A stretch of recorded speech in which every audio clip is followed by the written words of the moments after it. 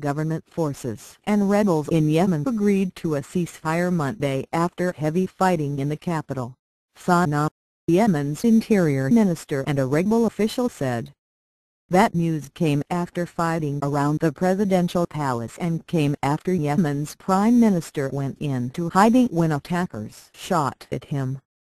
9 people were killed and 67 others injured in the clashes, Yemen's health ministry said.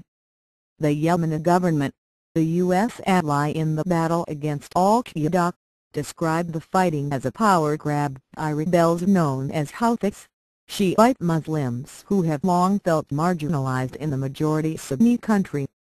Turmoil between the two sides is worrisome to the West because the power vacuum in Yemen could benefit al-Qaeda in the Arabian Peninsula, the terrorist organization based in Yemen that took credit for the attack on the offices of Charlie Hebdo in Paris.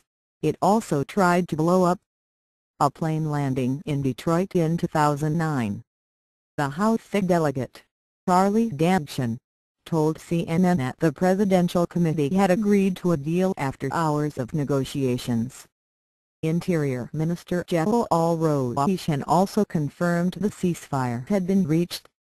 There are conflicting accounts of the cause of the clashes. Government officials characterize it as a power grab by the Houthis. Houthis say Yemen's military attacked people demanding that authorities lift road closures introduced as a security measure after the presidential chief of staff was abducted in Sanaa a few days ago. The Western diplomat in Sanaa told CNN the situation was complex.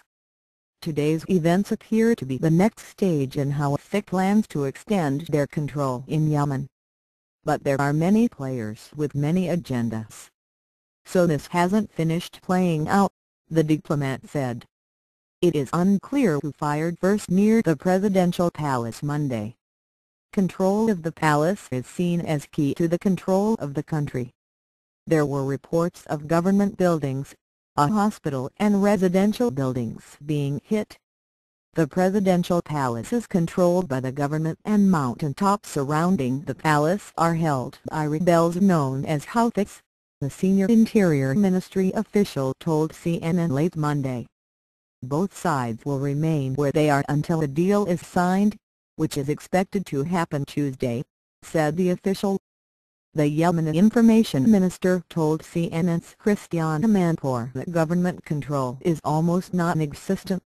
When asked to describe the situation on the ground, Nadia Al-Fatayef said, "This is almost a replica of what happened in September, on the 21st of September, when the Houthis came into the city and took over everything, and then there was the peace and partnership agreement, where they pulled back a little bit and allowed the government to be created.